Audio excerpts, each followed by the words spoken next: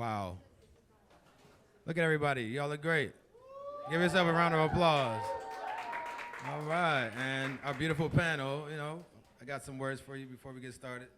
I don't like talking too much, but I got to make sure I say the right thing, so bear with me.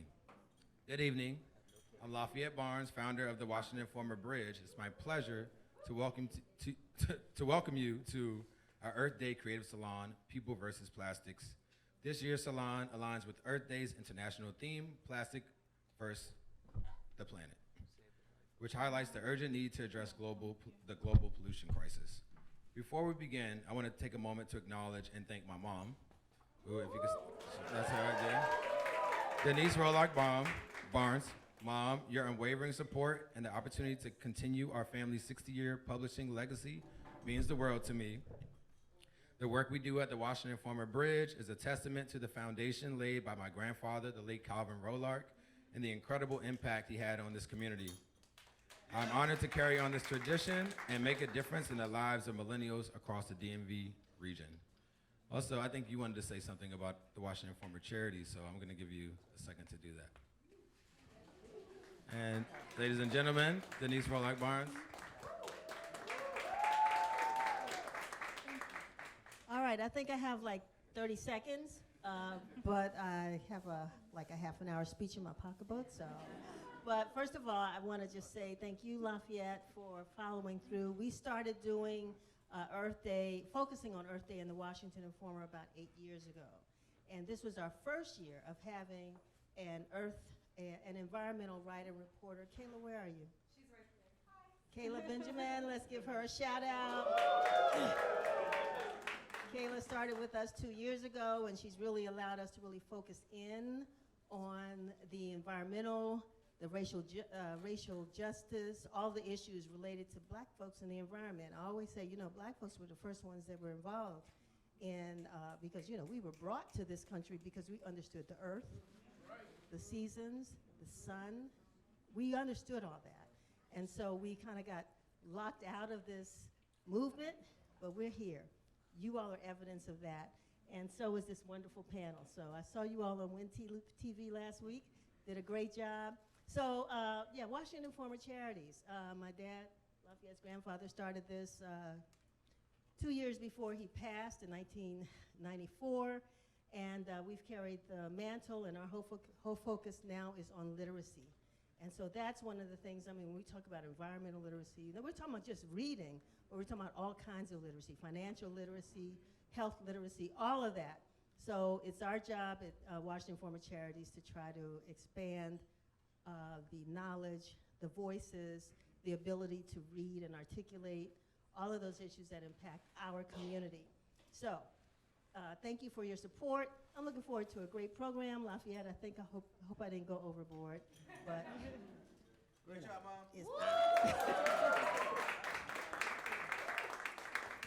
All right, shout out to Mom. She's always holding it down. Okay, so let's get on with the program. I'd also first like to extend my heartfelt gratitude to our incredible Black-owned sponsors who made this event possible. A big thank you to Hill Prince. Let's give a shout out for Hill Prince for providing this fantastic venue. Then 10 to 1 Rum for crafting our delightful artisanal cocktails. And Ethiopian Eats for preparing the delectable plant-based cuisine that you all have been enjoying tonight. Shout out to the food. I've been seeing some full plates. And just so you know, we're not taking this food home. We're not like, this food is going with y'all, so feel free to take, to-go plates, stack them up, no shame. It's crucial to recognize that that plastics present a danger not just to the planet, but to all the people on it, and Black and brown, indigenous, and low-income communities in particular. We delve into this critical issue tonight. We aim to raise awareness and inspire actionable solutions to combat plastic waste in the DMV area and beyond. I want to take a moment to introduce and thank our esteemed moderator, Christopher Bradshaw, from founder and director of Dreaming Out Loud. Let's give a shout out for Chris. Little known story, me and him used to work together way back in the day, so he's an inside friend. And And then, his organization have made this event possible through their sponsorship and unwavering commitment to dismantling systems of oppression and leading toward Black liberation. Born in Tennessee, a longtime resident of Washington, D.C., Chris is the descendant of farmers, firemen, cooks, teachers, entrepreneurs, and survivors. Under his leadership, Dreaming Out Loud has grown to include 21 full-time team members and has made significant impact on farmers, food makers, and community members through cooperative social enterprise and advocacy. Chris is a frequent speaker on the intersection of racial justice, class, gender, and food sovereignty, and has been recognized with numerous awards and accolades for his work. We are honored to have him here tonight to guide our discussion. Now let's talk about our panelists. First, we have Alexis Dickerson, Senior Director of Community Conservation at the Potomac Conservancy. Alexis leads the Conservancy's community conservation programs. With a background in program management and environmental outreach, she has curated hands-on environmental stewardship and learning experiences across the Chesapeake Bay watershed since 2016. As a clean water advocate, Alexis is passionate about expanding the voices reflected in the space of environmental conservation and creating positive pressure towards a more culturally responsive and action-oriented environmental community. Alexis holds a bachelor's degree in American Studies at the University of Southern California. She's a trained master gardener and master naturalist through the Virginia Cooperative Extension. She also holds a certificate in urban sustainability and permaculture design. Alexis resides in Fairfax County, Virginia, and can often be found kayaking, fishing, or birding in local waters. Little known facts. I have to join you on some of that. Sounds great. Next, we have Michele Roberts, National Co-Coordinator of the Environmental Justice Health Alliance. You can clap for that. You can clap for that. All right. For 30 years, Michele has worked in environmental justice issues and directly with communities to make connections regarding the impact of toxins on human health and the environment. She has been a lifelong advocate for communities that are disproportionately impacted by toxic chemicals, from legacy contamination, ongoing exposure to polluting facilities, and health-harming chemicals in household products. Michele resides in Washington, D.C., where she serves on the White House Environmental Justice Advisory Council, WEJAC, for the Biden administration. She continues to work in many spaces to dismantle systemic environmental racism until environmental and economic justice is achieved for all. All right. Yes, yes, yes. Appreciate all the claps. Our third panelist and my style guru is Richard Bird, the owner of Home Court DC and DMV, a buy-sell trade shop that promotes sustainability through its business model. Inspired by his love for clothing and sneakers, Richard opened Home Court to create a sense of community and independence while contributing to sustainability by prolonging the life cycle of garments. Through Home Court, Richard aims to connect with customers who wouldn't normally shop secondhand, demonstrating that sustainable shopping can be trendy, diverse, and affordable. The store's commitment to sustainability has been well received by the local community, with a growing percentage of customers becoming repeat shoppers, including myself, who previously had never had shopped secondhand. Richard and his team also organized the Street Market Gallery, a monthly event featuring small business vendors who support the circular economy and the life cycle of secondhand items. Looking ahead, Richard's long-term goals for Home Court DC and DMV focus on growing the business to champion a more sustainable fashion ecosystem and collaborate with organizations involved in clean water and environmental initiatives. Let's clap it up for that guy, Rich. All right. So as we gather tonight, I encourage you to consider making a donation to the Washington Informer Charities, which is what my mom was talking about. Your support helps us continue the mission of empowering and uplifting communities across the DMV region. Every contribution, no matter the size, makes a difference. And now, without further ado, please join me in welcoming Christopher Bradshaw and our esteemed panelists to the stage, where they're already here, to kick off our discussion. Following the panel, stick around to enjoy the amazing sounds my favorite local DJ. Where'd he go? Oh, I thought he was behind me still. DJ Underdog, who was, setting the vibe earlier and will be here for the rest of the night. Oh, there you go. Oh, yeah, I know he's right there. Yeah. DJ Underdog, top tier DJ. We go back to, Yes, Black Techno Matters. You can probably find him everywhere, right? Yeah. And so yeah, stay around. Check out DJ Underdog at the end of the show. Mingle with our incredible community over drinks at the bar. Don't forget to follow us, The Bridge, on Instagram at WIBridgeDC, and use the hashtag Bridge Creative Salon to share your experiences and keep the conversation going beyond tonight's event. Thank you all for being here and for your continued support. Let's have a fantastic evening and work together to create a more sustainable, equitable future for all. Let's get it. And thank you all. Thank you, Lafayette, for the intros, for the opportunity, and thank you all for the community and your presence. As I was thinking about, how I envision curating the space and the conversation, a lot of things came to mind, but, we're really in consequential times for the species, for real. Whether that's, pushing back on genocide, whether that's loving each other, right? Love is just a marketing branding campaign. Right. It's not real anymore. We gotta get back to the core of what that means, right? How we love on each other. The climate is a major issue. We share the planet, right? Even the ones that push the destruction share the planet, which is the irony of it all, right? But we must be joyous as we fight back, and so I'm happy to be here with you all, enjoying some good food, some good drinks, and in enjoying happiness. Part of it is reconnecting with our humanity individually and collectively. And we live in a city where we're talking all the time about, well, what do you do? What do you do? What's your org? Da-da-da. So fuck all that shit, right? So when I was, able to connect in person with my folks up here, they were like, well, what do you want to talk about? And one of the things that I wanted to center the conversation in was experiences, right? Like, what was your first experience with the earth that you can remember, right? Whether it was your toes in the sand or you drank from a stream, whatever that was, and you all too, because we can bring some of y'all's experiences to the table too. What was that? What was that feeling like? Not just physically, but like spiritually, that you felt connected to the earth. And to my right. Thank you for having me.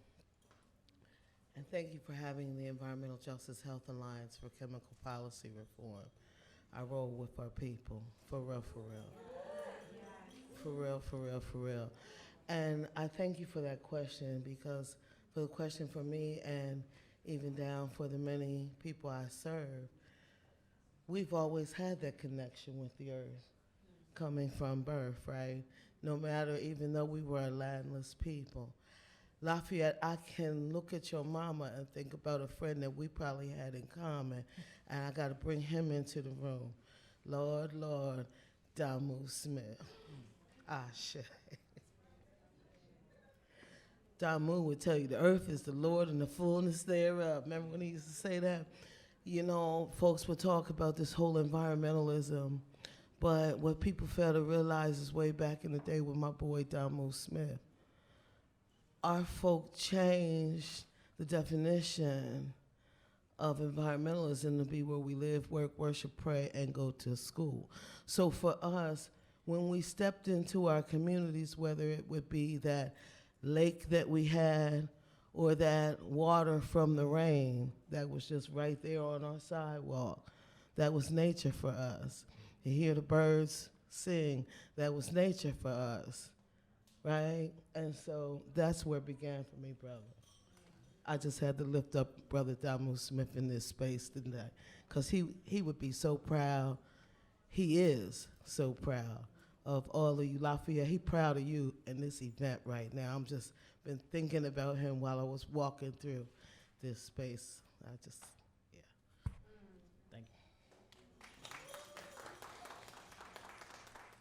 This might not be my first experience, but this is one that stood out to me.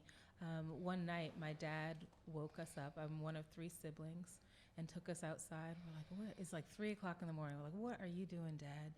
And it was the first time that I'd ever seen a meteor shower. Didn't know such a thing existed. And it was just a really special moment.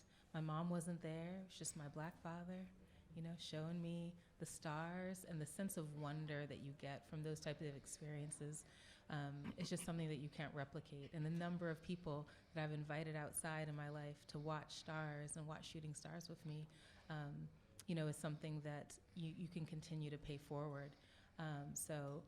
Sometimes we ground ourselves into the earth, but sometimes we need the expansiveness of looking up to the sky to wonder and to dream about what's possible. Thank you.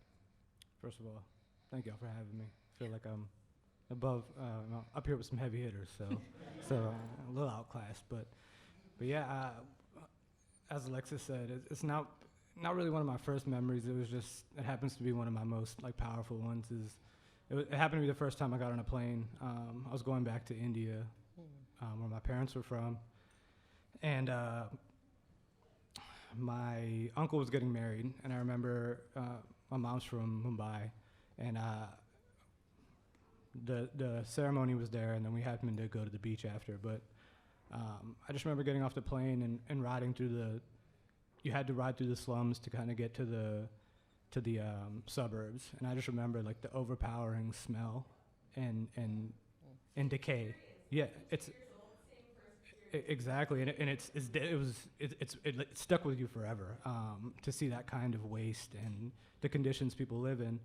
And then kind of getting the privilege to go to the beach, and it was my first time ever seeing a beach too, right after that. And so to the contrast between the decay of the slums and just seeing the way people are forced to live, and then the contrast with the beauty, it was stark, and it was rattling even at a young age, but definitely one of my earliest, most powerful memories. Thank you for sharing. All Yeah. of you all, thank you. Beautiful stories.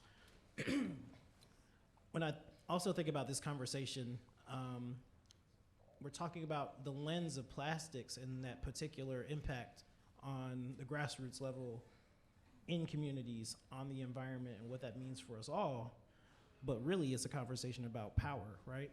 And so as we talk about why the circumstances are what they are, I'd love for us to continue to think about who has the power, perceived power, to keep the status quo, and what real power must be organized, built, and arranged to push back, right?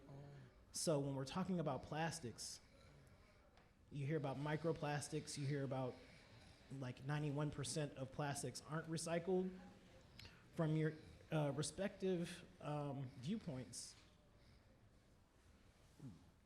who are the power players who want it to stay the same? Who are the power builders within your networks and communities that are pushing back? And how are our communities and the earth impacted by the plastics, right? In your respective industries or your respective geographies. And let's talk about that. So yeah, as I shared with you, our name is very long, but we call ourselves EJHA. We're the Environmental Justice Health Alliance for Chemical Policy Reform. And many of those communities, and I had to lift Brother Damu up because many of the communities Damu served, I now have. Damu has gone on to the heavens, and many of those communities are in lamenting grief, feeling like they were part of Damu's demise, feeling because he was in and out of their communities that he died from the various cancers. You know what I'm saying? Excuse me. But their communities, some of which, one, just very quickly, I want to touch on this one quick community, and I could tell you to go to ajustclimate.org and you'll see their story. And it's the Mossville community. And that was one of Damu's communities. And they're in mourning right now because their community is the classic experiment. And actually 5 families started that community. Slavery was still existing in Southwest Louisiana. They're the richest in biodiversity in all of Louisiana, all right? Until the oil and gas industry, that's the power mongers, come in. Oil and gas industry, somebody had a sign consistent, give me that thing, that piece about the narrative. The oil and gas industry comes in and changes the narrative. They take out chemicals out of the equation. They make us believe it is a climate crisis. Yes, it's the oil and gas. Yes, it's energy, but they took out one of those big links, and that is chemicals. And so therefore, our communities are the recipients from that of cradle to grave and beyond, as we say. Cradle to grave and beyond. And if harm is coming back, trust and believe where it's going. To a community that look just like all of y'all up in here. Even though, and let us, as Cornell West say, and Reverend Barber say, let us not forget our poor white brothers and sisters in Appalachia. Hail to the we all expendable in this here camp together. But the good news is that we can make effective change. The better news is people are organized and say, I had enough of being enough, and Damu planting some deep seeds and reeds that sister, queen, this queen ain't got no time, but we ain't got no waste time. And we've been moving and connecting across the earth, right? Like Damu was all about, right? And that's where people are across the earth from the global south to the global south in the global north. Let us not get it twisted, my sisters and brothers. But you all are in the privilege. So your dollars speak a lot of volume. My brother, thank you for the recycling. My queen, thank you for the whole looking up to the universe, because we got to look to the universe, but we can change the trajectory, because you might have been seeing in the past few weeks, regulations have been happening and all these things, and it's because people have been pushing back. Push the Congress, pushed the White House, pushed until I never thought Brother Biden would put a White House Advisory Council, let alone a whole piece on environmental justice, all throughout the whole administration.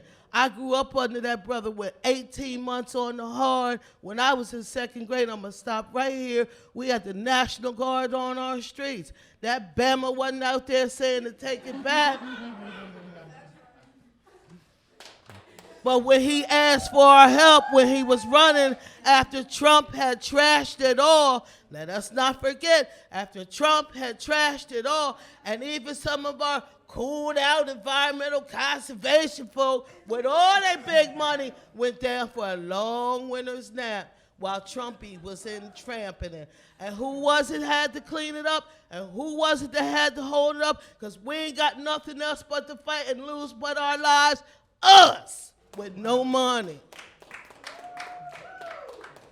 But we place the monies down now in different spaces. I'm going to hold it here.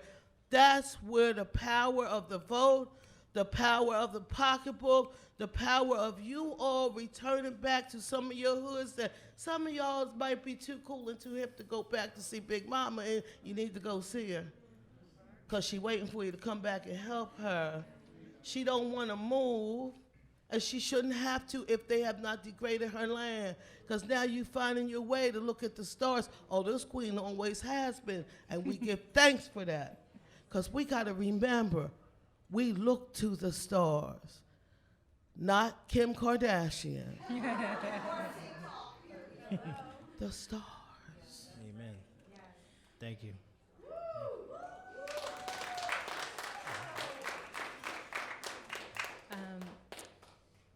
As a representative from Potomac Conservancy, I have a little obvious bias of the Potomac River. So this is a river that connects the lives of the people in the city in really invisible ways. Most people know, or maybe don't know, that the drinking water that you drink every day comes from the Potomac River. So we're not talking about something that's happening somewhere else. We're talking about something that's actually happening within you. Every time you take a shower, every time you drink some water, every time you wash your clothes, that's the river. And 70% of our bodies are water. So most of you might be the Potomac River, which you've probably never thought about.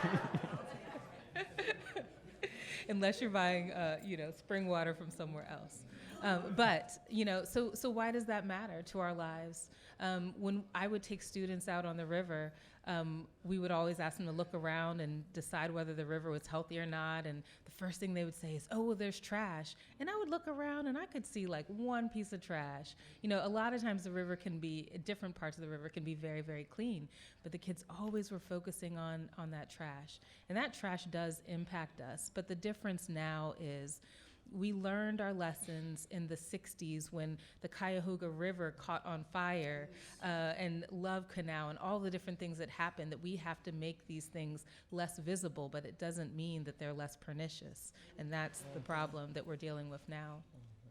There was a recent study that came out that said when they looked at the arterial plaque inside of someone's heart after they died, that if they found nanoplastics in there, that you are 4 times more likely to have a stroke than if they didn't find it there. There are xenoestrogens. There are these chemicals that basically affect our hormones. These are the things that are in plastics and in the waters that are around us. So we have to be very thoughtful and intentional about how these things are coming into our lives. Where are they coming from, and why are they happening? There's physical trash, pollution that we want to take out of the river. It takes a very long time for that trash to degrade. An average water bottle will take 450 years to degrade. 450 years. Just a simple plastic bag might take 10 to 20 years to degrade. And about at least half of the plastic that's produced anymore is not even intended for an additional use. Chris has already told us that 91% of plastics are not recycled. So we're in a fight for our lives. We don't know a lot about the impacts of these different types of chemicals on our bodies. It's being investigated. It's going to continue to be investigated. But it's personal, and I want people to understand that this, when we talk about the effects of plastic, it's personal, and that these plastics that are collected, the things that are supposed to be recycled, are often being discarded. It's being shipped around the world to other places. It's being shipped to Africa. It's been shipped to the Dominican Republic. There was a convention called the Basel Convention. It was amended in 2021 to include that degraded plastics couldn't be shipped around the world. We couldn't just export our trash and dump it on other people. But the U.S. didn't ratify that. We have to tell our own stories. We have to be vocal about what's happening, not just to Black and brown people here, but Black and brown people around the world. We have to be united. We have to be thoughtful. We have to be engaged. Thank you. Sorry, could I ask just a quick brief follow-up? Yeah. So when the U.S. does not ratify that, right? What happens behind the Wizard of Oz curtain for the U.S. to not ratify that, right? What are the pressure points that someone says, Senator such and such, Representative such and such, you might not see that donation in your coffers, or you might have some trouble and get primaried. What happens behind the Wizard of Oz curtain? I think that one's tough because you see the United States doing that for treaties all over the world. You have a UN indicting genocide, and the U.S. won't participate in the discussion. So the U.S. is able to get away with a lot of things because the U.S. is strong enough to do that. But that doesn't mean that we can't bring attention to when we're being two-faced about how we're acting in the world. So if you have an administration that's saying that they're making this a priority, those are opportunities to call that out and be vocal about the fact that we're not participating. Instead of decreasing the amount of exports, we increased our exports. So, just tell the story. Just keep it real. Speak truth to power. Absolutely. Amen. Thank you. Sorry, Rich. Yeah, I mean, so from my perspective, the offenders are it's all fast fashion. If I'm speaking from my own perspective, and if we're going to talk about it honestly, it's people like me, a lot of people in this room who end up needing a last minute outfit or a cheap T-shirt. You do things from convenience, and you don't ever really take a look in the mirror and kind of consider the consequences of these actions. It's cheap, it's easy, but what ends up happening is over the course of the career of my shops, you start to look around at all these garments that come in and go out, and you kind of wonder what's happening to all these things, and you start to do a little bit of research, and you find out that globally we're my industry alone, as harmless as it might seem, you might look at Pepsi and Coca-Cola and think, oh, all these plastic bottles and all this environmental waste they're generating, they're the real bad guys, but honestly, we're the fashion industry as a whole yearly is contributing on average 50 plus million tons of textile waste to landfills around the world, and that's filling up landfills and causing a lot of these fast fashion brands are using these poly materials. They're not using organic cotton or cotton in general, and a lot of these materials, they have like Alexis said, they contain these microplastics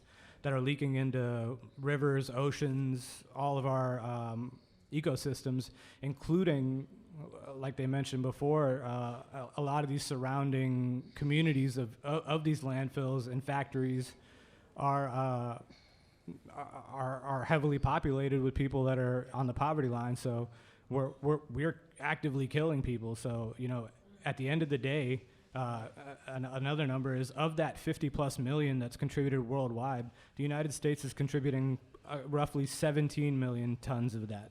And if you look, proportionally speaking, we're doing the most damage, and so, it affects every community. Honestly, we look at the effects of fast fashion on sustainability in terms of an economic blunder as well, and a lot of people are spending a lot of money on these garments that are not going to last them a year.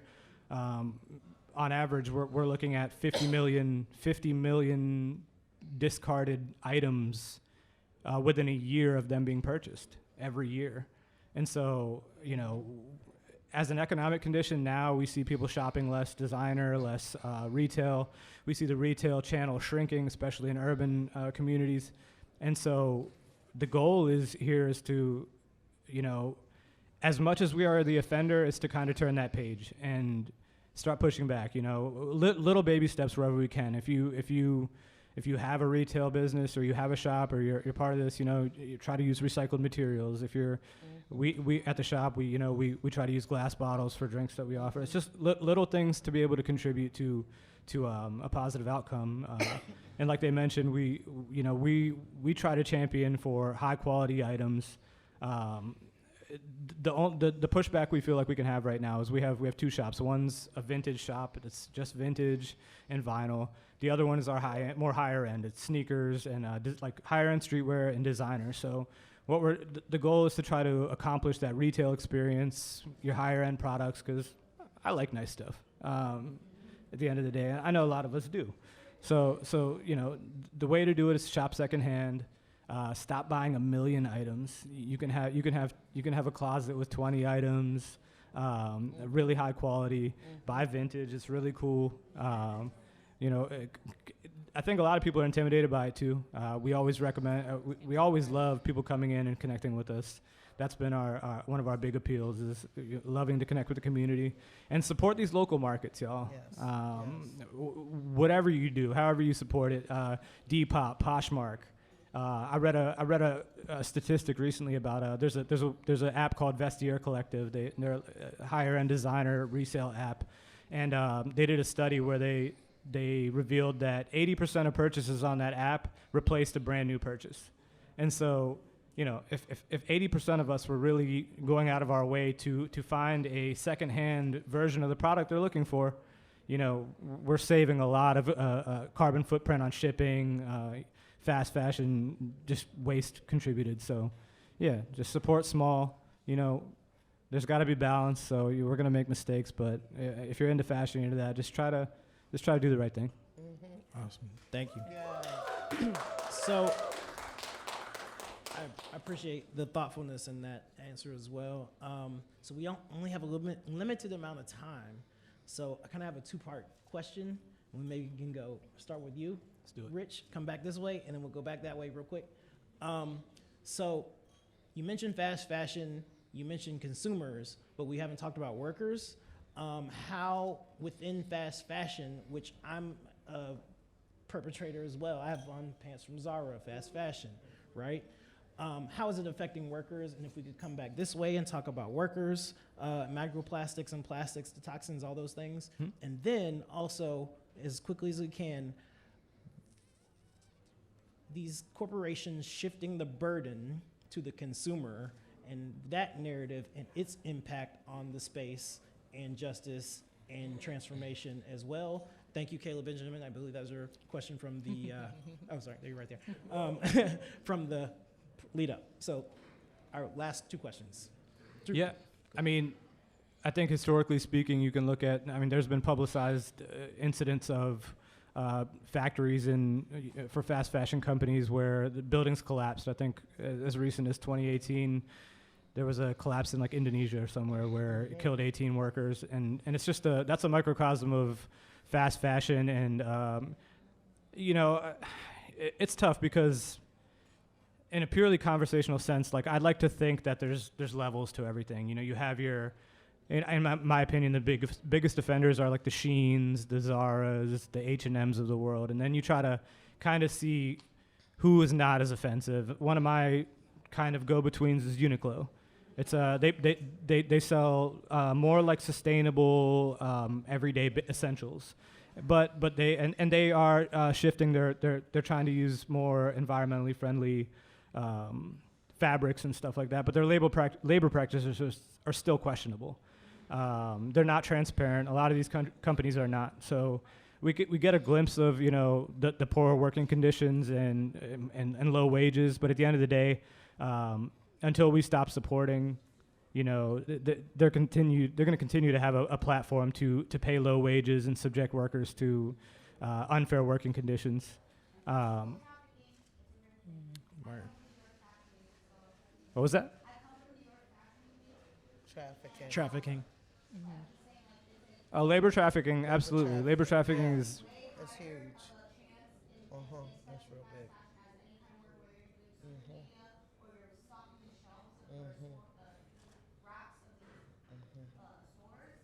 Yeah. Well, I mean, yeah. At the end of the day, that is just that's the end result of it. You know, you can be as anti-war as pacifist as you want, but the same people that are dying in a war are the same people that are dying in that factory. So if you're anti-war, be anti-fast fashion as vehemently as you are. That's really the only way, because as long as they're getting money put in their pockets, they're going to continue to have these environments. What was the second part? We're going to bounce it back this way on the labor part and then the shifting the narrative. I'll pivot a little. Instead of talking about workers per se, I'm going to talk about just one of the impacts in the community. Probably near and dear to Chris's heart, when you have people who are living in situations where they're food deserts, we're being forced to eat ultra-processed foods. Ultra-processed foods means that, you know, foods that are going to be packaged in plastics, that are probably going to be microwaved in plastics. So the number one way to get plastics to leach into the things that you're eating is to have warm plastic. So it's a real problem and issue for the community because these are things that become invisible to us. You might have a baby's bottle that's plastic and you're warming that to give to a baby and infusing it, you know, with we don't even know what at this point. So it's just important for people to understand that the way that our communities have been built with the intentionality of blocking us from access to fresh food from food hubs, from gardens, from farms. All of that stuff is unprocessed, unpackaged. So when we are being exposed and exploited by the need to participate in this process of buying ultra-processed foods, that's a cycle that we have to break and a cycle that we have to get vocal about. Thank you. For us, I serve a lot of communities and workers who you may have seen many of these explosions at these plants and chemical plants. And the one that's closest to here would be the Elk River disaster in West Virginia, where it co-opted over, and to this day, we're still working to restore the water. Where 300,000 people were without access to clean, healthy drinking water because of this tank, and it was like a World War II tank, go figure, that just exploded, right, leaked into the Elk River, and this tank had actually, they said they just, inspected it, right? The company went bankrupt on the heels of the disaster. And so you have issues like this. And then, as they say in China, you can tell the fashion industry for the next year's fashion based on the color of the river. So it is impacting people's access, like you're saying, to clean, healthy drinking water. We're still working with, and in fact, we'll keep you in the loop of this, our brothers and sisters who are still reeling on the heels of the Union Carbide disaster in India. Speaking of India, 40 years, where India has yet to make remedy and redress to the folks. So you've had generations of people. We're working now to try to get them visas into this country so that we can bring shame to Union Carbide, if you will. But it's taken us so far 6 months, and we've not been able to, because of many political challenges. So these are the things that impact workers, communities, your very survival. It's a legacy thing, an intergenerational thing, and as our sister said, even with respect to trafficking. So all of these pieces are interconnected, and I'll leave here. Let's not forget, even down to on the heels of the the North American Free Trade Agreement under the Clinton administration, that brought the whole border town concept all down along the border. And here we're talking, and we weren't talking about Republicans. So this is a, bipartisan issue that we have got to force the issue that this is not just also about the single use of plastic. This is about the legacy and our legacies. Thank you. Got time for one last one? Got one more? No? Okay, cool. All right, sorry, that's it. My bad. No. First, thank you, each and every one of you all, for sharing with us your personal stories, your professional stories, and giving us a glimpse into what we need to better understand so we can reshape this world. Thank you all for your time and attention. Connect with these good folks. Plug in, tap in. Thank you for my team for showing up for me here tonight, Asia and Nardos. Appreciate y'all, and my brothers Lafayette and Raja. Thank you. Thank you. Hello, hello, hello.